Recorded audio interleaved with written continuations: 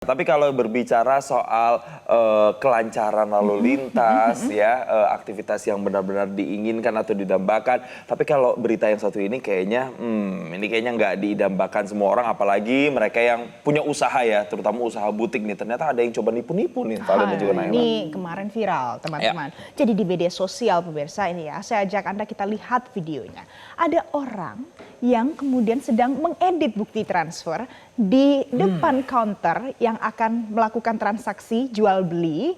Itu nominalnya cukup besar ya, sekitar 2 jutaan, dan ini terjadi di sebuah mall di kawasan Jakarta Selatan. Waduh, ini mall besar ya di Jakarta Selatan, dan kalau kita lihat penipuan ini dilakukan di tempat, di lokasinya tuh di depan kasir langsung ya, jadi gercep ya penipunya ya. Lancar ya, selancar lalu lintas pagi ini ya. Selancar lalu lintas, betul banget nah Jason dan juga Valen. Nah ini apakah sudah sering dilakukan, baru kepergok di CCTV mall besar di Jaksel ini, atau jangan-jangan ini nih butiknya sudah pernah ya? Nah ini butiknya. Oke. Iya. Aduh. Tapi beruntung ya cepat ditangkap ya. Dalam waktu 24 jam ya? Kurang dari 24 jam. Kurang dari 24 jam itu sudah ditangkap oleh Polres Metro Jakarta Selatan. Namun usai ditangkap, pelaku dan pemilik toko ini ternyata teman-teman dan juga pemirsa mereka tuh sepakat untuk berdamai. Ya tapi walaupun sepakat untuk berdamai, semoga ini tidak menimpa para pengusaha atau retail-retail yang ada di sejumlah pusat perbelanjaan ya. Harus lebih teliti lagi dan pengawasannya juga harus lebih diperketat nih. Karena celahnya ada aja nih untuk bisa ngedit-ngedit seperti ini. Dan untuk pelaku sebenarnya ini ada ancaman pidananya. Kalau ini kan berujung damai. Kalau seandainya sempat ada pihak yang melaporkan ke polisi, ini bisa dijerat pasal 35 dan 51 Undang-Undang ITE karena pemalsuan dokumen elektronik di dalamnya.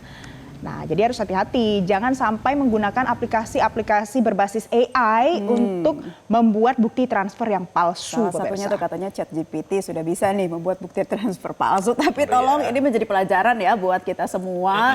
Jangan sampai Anda menggunakan modus-modus serupa karena ya akan cepat sekali yang dilakukan oleh pihak kepolisian, CCTV di mana-mana begitu ya. Bahkan kalau kita lihat ketika si pelaku ini memberikan keterangan masih menggunakan baju yang sama berwarna pink, jilbabnya pink begitu. Gitu ya. Jadi memang cepat sekali prosesnya dan pelaku ini berinisial T tadi ya. Tapi yang juga jadi pembelajaran adalah artinya ketika Anda para pengusaha begitu ya atau yang punya usaha, ketika ada customer yang bayar kayaknya harus dicek juga misalnya m-bankingnya begitu ya. Apakah dicek sudah masuk atau belum, jangan sampai hanya percaya dengan bukti transfer yang ditunjukkan pada saat itu. Kalau dulu double check, sekarang apa? Triple check kali ya? Triple check deh kayaknya harus sekarang ya. Karena memang celahnya besar sekali dan polisi ini memang sempat memediasi kedua belah pihak, baik itu dari terduga dari pelaku dan juga dari sang pengusaha, dan kita dengarkan keterangan pelaku dan juga pihak polisi berikut ini. Saya selaku penipuan di toko Jenahara PIM 2 mengucapkan permohonan maaf sebesar-besarnya kepada toko Jenahara dan berterima kasih sebanyak-banyaknya kepada manajemen toko. Terima kasih banyak atas kebesaran hatinya, juga kepada kasir yang saya rugikan yang sudah memberikan keringanan untuk saya melakukan ganti rugi penipuan tersebut.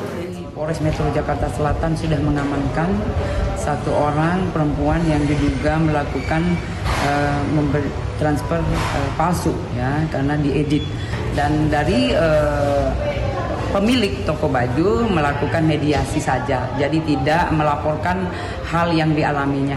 Kemudian dari situ duduk bareng, kemudian terjadi mediasi dan berakhir dengan damai, dengan surat perjanjian tentunya. Jelajahi cara baru mendapatkan informasi. Download Metro TV Extend sekarang.